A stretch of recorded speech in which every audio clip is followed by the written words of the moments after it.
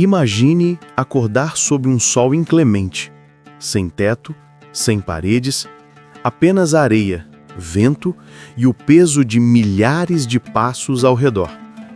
Você olha para o horizonte e não vê cidades, nem rios, nem sombra. Apenas deserto. Essa não é a cena de um filme de sobrevivência. Era a vida real de milhares de israelitas que vagaram por 40 anos após a saída do Egito. A pergunta é: você conseguiria sobreviver sequer um único dia nesse ambiente hostil? Hoje, vamos mergulhar no cotidiano de um israelita no deserto, explorando suas lutas, sacrifícios e a incrível disciplina necessária para sobreviver. Prepare-se. Essa jornada pode ser muito mais difícil e surpreendente do que você imagina. O primeiro desafio era a comida. Imagine acordar todas as manhãs sem uma geladeira, sem pão pronto e sem mercados. O que os israelitas tinham era algo chamado maná, descrito no livro de Êxodo como um pão fino, semelhante a sementes de coentro, que caía do céu com o orvalho da madrugada. Era coletado manualmente e precisava ser consumido no mesmo dia, exceto na véspera do sábado, quando uma porção dobrada era preservada sem estragar. Para alguns, era milagre. Para outros, monotonia. Afinal, comer o mesmo alimento, dia após dia, durante décadas, exigia disciplina e fé. Fontes rabínicas relatam que o sabor do maná variava conforme a imaginação de quem o comia. Uma explicação poética para suportar a dieta repetitiva. Agora imagine você. Sobreviveria apenas com isso? Sem variedade? Sem sobremesas? Sem temperos? Se a comida já era um desafio, a água era ainda pior. O deserto de Sinai era árido e impiedoso. Encontrar fontes era uma luta constante. A Bíblia relata episódios como o de Meribá, onde o povo, sedento, reclamou a Moisés e este feriu a rocha, fazendo brotar água. Apenas um erro de cálculo podia significar morte coletiva. Animais, crianças e idosos dependiam desse recurso escasso. Imagine caminhar horas sob o sol de 45 graus, sem garrafas modernas, sem filtros, apenas com a esperança de que em algum ponto haveria um poço. Sobreviver a isso exigia mais do que resistência física. Era um teste psicológico brutal. A vida não tinha estabilidade. Os israelitas armavam e desarmavam tendas com frequência, seguindo a nuvem de Deus durante o dia e a coluna de fogo à noite, símbolos de direção divina. Milhares de famílias precisavam se mover como um corpo só, mantendo ordem militar. O acampamento era organizado com as tribos em posições específicas ao redor do tabernáculo, centro da vida espiritual e política. Agora, imagine-se no meio dessa multidão. Desmontar sua casa improvisada em minutos, caminhar quilômetros e, ao fim, erguer tudo de novo. E repetir. Vezes conta. Você conseguiria viver nesse eterno nomadismo? A vida não era apenas física. A espiritualidade era intensa e cheia de exigências. O tabernáculo, construído no deserto, era o centro da adoração.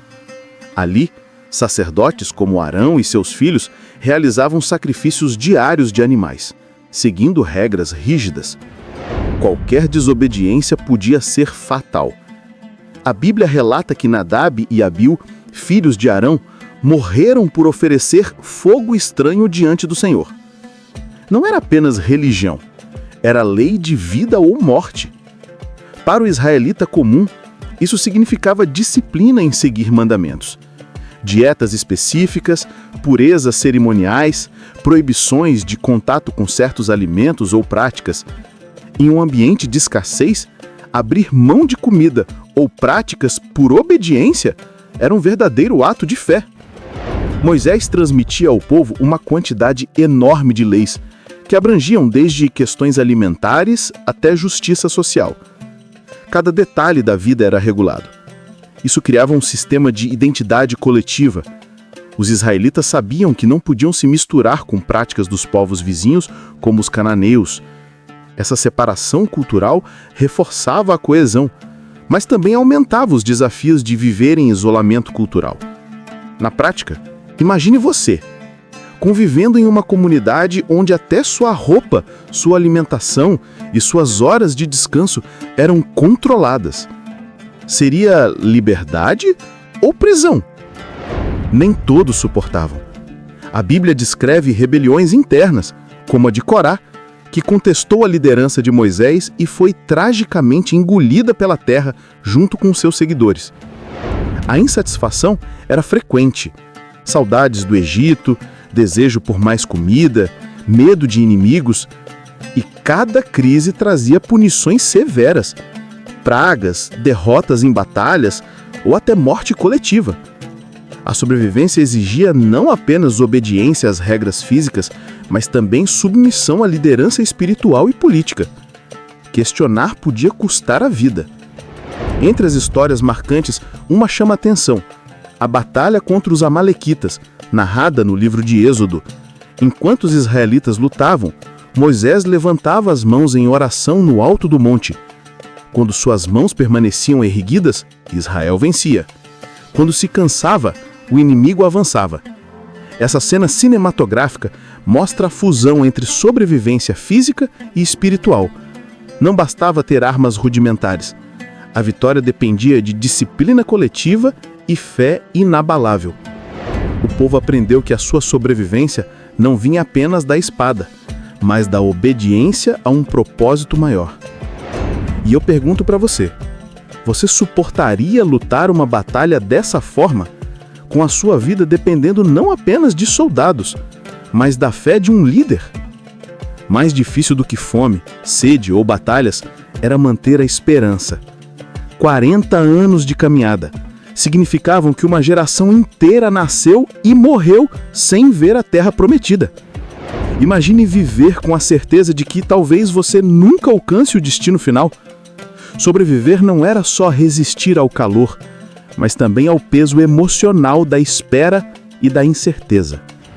Sobreviver um único dia, como um israelita no deserto, era viver sob disciplina constante, seguir leis rigorosas, confiar em líderes espirituais e suportar provações físicas e psicológicas. Para nós, acostumados ao conforto moderno, a experiência parece impossível, mas para eles foi uma escola de resistência e fé que moldou a identidade de um povo inteiro. E eu deixo a pergunta para você: qual parte dessa vida no deserto você acha que seria a mais difícil de suportar? A fome? A sede? A disciplina? Ou a espera sem fim? Deixe sua opinião nos comentários. Se gostou desse mergulho histórico, não se esqueça de curtir e compartilhar. E assim, você ajuda essa jornada de conhecimento a alcançar mais gente. Até a próxima, onde descobriremos mais sobre as fascinantes histórias que moldaram a humanidade.